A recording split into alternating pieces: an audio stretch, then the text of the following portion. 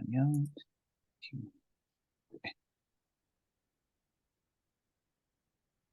그래서 하는 부분은 일단 비트코인 양도세에 대한 이해라는 주제로 시작을 할 건데, 굉장히 많이 나오는 질문이 이제 요 세금 관련해서 2025년 1월, 원래는 이제 2023년 1월이었는데 미뤄졌죠.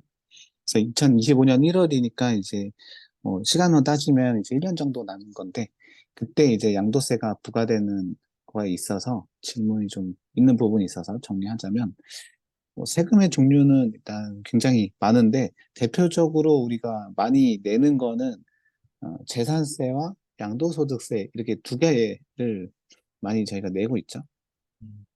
여기 보시면 재산세는 이제 뭐 자동차, 토지, 건축물, 부동산, 종합부동산세 여러 개를 가지고 있으면 추가적으로 내는 기타 재산세. 이제 재산을 보유하고 있으면 내는 거는 이제 재산세. 그리고 보시다시피 오른쪽에는 양도소득세라고 해서 저희가 무언가의 자산이나 상품을 원화로 바꿀 때 양도, 그러니까 타인에게 양도했을 때에 이제 그런 이제 세금을 추가적으로 내는 거죠. 이게 이제 양도소득세입니다. 그러니까 두 개는 완전히 다르죠. 이제 가지고 있어서 매년 내느냐, 또는 이제 이거를 타인에게 처분했을 때 일정 퍼센트를 매겨서 내느냐, 이 두 개의 차이가 있고요. 많이 이제 질문을 주신 게 이제 비트코인 보유세를 내게 되면 어떻게 하냐는데, 일단은 보유세라는 항목은 존재하지 않고 이제 재산세를 이제 많이 의미하셔서 문의를 주시는 것 같아요. 비트코인을 가지고 있으면 비트코인도 이제 세금을 매기지 않겠느냐, 재산에 대한 걸로 봐서. 그런데 일단 먼저 보시면, 이 한국 기준으로 한국에서 재산세는 무언가 가지고 있을 때 그 정부나 지방자치단체가 주변 인프라, 그러니까 뭐 도로나 공항, 뭐 철도, 역 이런 것들을 건설하기 때문에 이제 혜택을 간접적으로 받아서 그 혜택을 누리기 때문에 일단 내는 그런 개념인 거거든요. 그러다 보니까 자동차세, 자동차를 이용해서 뭐 도로를 달린다던가 그렇기 때문에 이제 자동차 보유에 대한 것을 내고, 토지, 부동산 다 이런 인프라 혜택을 받아서 이제 가격 상승을 받기 때문에 이런 세금을 내고, 요트나 선박 같은 경우도 마찬가지죠. 이거는 뭐 가만히 있지 않고 그런 인프라를 이용하잖아요. 그렇기 때문에 이런 거는 이제 재산세를 내고, 또 한 가지는 재산세는 그 기준가가 매년 내야 되기 때문에 명확한 기준이 있어요. 변하지 않는 기준가가 명확하고, 이것을 안 냈을 때 그런 장부로 관리돼서 이거를 실제로 이제 압류, 동결, 회수가 가능한 자산에만 매길 수가 있어서, 자동차세 안 내면 딱지 붙이잖아요. 똑같이 뭐 부동산도 마찬가지고, 이런 식의 그런 자산만 재산세를 매길 수 있다라고 보시면 되고요. 그 외에 이제 오른쪽에 보시면 그런 것과 관련 없는 거는 이제 양도소득세에 해당하겠죠. 이거를 뭔가 이용하지 않고 내가 리스크를 지고 보유해서 그걸 이제 원화로 볼 때 이제 내는 게 양도소득세가 되겠습니다.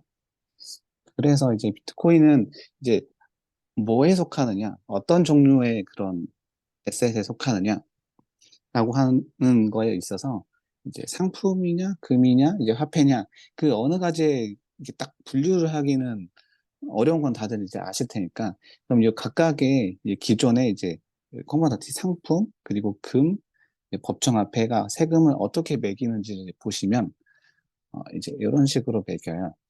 상품 맨 위에 있는 그 커머더티부터 보시면, 이거는 똑같이 이제 양도소득세를 이제 팔 때 내고 재산세는 없습니다.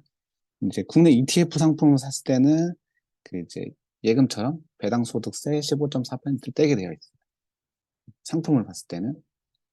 그 왼쪽에 금을 봤을 때는, 금의 경우에는 이제 좀 되게 세금이 다양하게 이제 좀 달라요. 보시면 금 ETF 같은 경우는 아까처럼 똑같이 배당소득세 15.4%, 은행에서 만드는 금통장도 15.4%, 이제 국내에서 그 증권사 통해서 하는 유가증권은 비과세고요. 현물금을 살 때도 세금 안 냅니다. 비과세예요. 그리고 이제 마지막으로 오른쪽으로 이제 법정화폐는 이제 예금을 넣어두면 은행에 이자를 받기 때문에 배당소득세 15.4%를 떼는 거고, 현물을 지폐를 가지고 있는 거는 세금은 안 떼죠. 그래서 이제 저나 이제 비트코이너들의 생각은 비트코인은 사실상 화폐이기 때문에 세금을 안 매기는 게 맞아요. 여기에 보시더라도 금도 안 매기고 있고 법정화폐도 가지고 있다고 현물을 가지고 있다고 매기는 게 없거든요. 비과세. 그래서 화폐에 왜 세금을 매기냐는 뭐 이제 주장이 있지만 어쨌든 지금 결론은 이제 상품으로 봐서 이거 양도소득세를 매기겠다고 된 상황인 거고 재산세는 아닙니다. 재산세는 아니고 양도소득세고요. 이걸 보시면 전 세계에서 이제 이 비트코인을 어떻게 바라보느냐의 이 차이가 있는데 초록색은 ETF고 이제 여기 주황색은 법정화폐로 채택했거나 채택 예정인 국가들을 이렇게 선택해 놨는데 보시면 보통 GDP가 높은 국가들은 비트코인을 상품으로서 좀 다루려고 ETF를 출시를 하는 거 경향이 있고 그 외에 좀 GDP가 낮거나 남미, 아프리카 쪽에서는 실제로 이제 화폐로 이제 쓰는 거죠. 채택도 하고 사용률이 좀 높기도 하고 이렇게 봤을 때 그 국가가 어느 지금 자국의 화폐가 어느 정도의 지위에 있느냐에 따라서 사실 받아들이는 정도가 국민도 그렇고 국가도 스탠스가 완전히 다르다는 걸 알 수가 있죠. 이제 한국은 여기 표시는 안 했지만 그래서 한국은 사실상 여기 나눠 놓으면 아무래도 GDP가 상위에 있는 국가이기 때문에 상품으로 지금 바라보는 경향이 있어서 이것도 역시 양도소득세로 내는 그런 걸 좀 밀지 않느냐 뭐 그렇게 생각하고 있고요. 다음은 이제 그러면 이제 과세를 어떻게 하느냐 그 이제 케이스별로 좀 정리를 했는데 일단은 요거 보시면 2025년 1월 1일 전에 매수 매도한 거에 대해서는 소급 적용하지 않기 때문에 대상이 아니고요. 이제 케이스 1이 있는데 케이스가 총 세 가지로 이제 분류를 했어요. 보시면 케이스 1은 2025년 1월 1일 전에 예를 들어서 1비트코인 이제 5천만 원에 샀어요. 근데 1월 1일에 딱 그 시점에는 1억이 됐고 내가 팔 시점에는 1억 5천만 원에 이제 매도를 한다라고 했을 때 이 과세 금액은 1억 5천만 원에서 그 5천만 원의 차익 1억에 대한 세금을 내는 게 아니고요. 여기 보시면 어, 1억 5천만 원에서 그 1월 1일 기준가 1억에 대한 그 기준가로 매겨서 그 차액만 세금을 매기게 됩니다. 그러니까 나의 매수 금액과 2025년 1월 1일 금액 중에 큰 금액으로 자동으로 매겨져요. 내 취득가가 뭐 0원이더라도 0원이면 이제 그 1월 1일에 0원은 아닐 테니까 그 1월 1일에 매겨지겠죠.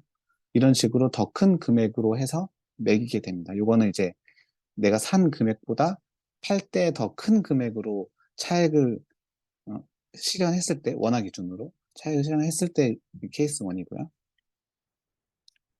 그다음에 이번 케이스 2인데 이 경우는 내가 예를 들어 1억 5천만 원에 매수를 했어요. 그런데 2025년 1월 1일에 내려가고 다시 이제 내가 팔 시점에 본저가가 와서 본저가로 매도를 한 거죠. 이런 경우에는 이제 복잡해지기는 하는데 보시면 이제 우리의 생각 같은 경우는 아까처럼 케이스 1처럼 내가 1억 5천에 사서 1억 5천에 팔았기 때문에 나는 차익이 0원이잖아요. 그렇기 때문에 세금을 안 내는 거 아니냐 라는데 요거는 조금 차이가 있습니다. 왜냐하면 1월 1일 아까 케이스 1처럼 1월 1일가 내가 매수한 금액 중에 큰 거를 이렇게 선택을 해준다고 했는데 문제는 여기서 내가 1월 1일 시점 전에 산 금액이 크다면 그걸 내가 입증해야 돼요. 제가 알아봐는 그렇습니다. 이게 국세청에서 직접 해주는 게 아니라 뭐 예를 들면 이제 그 뭐 해외 거래소에 있다거나 뭐 지갑에 있다거나 했을 경우는 이 비트가 그걸 모르기 때문에 이제 그 매수의 그날 언제 가격을 내가 매수했다라는 거를 직접 입증하면 이거는 이제 세금이 없는 거죠. 이게 케이스 2-1이고요. 이건 이제 입증하면 영원이 되는 거고 이제 케이스 2-2는 내가 입증을 못했을 때 이 부분이 약간 이제 세금을 내게 되는데 내가 1억 5천에 사서 1억 5천에 팔았더라도 그거를 내가 1억 5천에 샀다는 걸 입증하지 못하면 2025년 1월 1일 기준가인 1억으로 봐서 내가 5천만 원 차익을 봤다라고 해서 과세를 하게 됩니다. 요거는 이제 만약에 물론 저는 이제 팔 계획이 없지만 파실 계획이 있으신 분들은 요걸 상정해서 요거 이제 뭐 근데 이거는 보시면 이때 매수를 어떻게 입증하느냐에 대한 구체적인 방법은 가이드라인으로 아직 나온 게 없어요. 이게 2023년 1월 1일에 이제 재배하겠다고 했을 때도 가이드라인이 필요하다라고 했었는데, 사실 뭐 아직도 준비가 된 것 같지는 않아요. 이게 뭐 매수 금액을 스크린샷으로 뜰 거냐, 뭐 엑셀 파일을 뜰 거냐, 아니면 어디 입력할 거냐, 이런 가이드라인이 아직 없기 때문에 이게 문제죠. 사실 이게 시행을 하려면 제가 1년 전에는 가이드라인을 주고 이걸 입증하려면 어떤 걸 준비해야 된다라는 걸 좀 알려줘야 좀 불합리적인 과세가 안 될 텐데, 아직 가이드라인 제가 본 적이 없어가지고 일단은 그렇습니다. 이건 이제 2-2고요. 이거는 케이스 3번.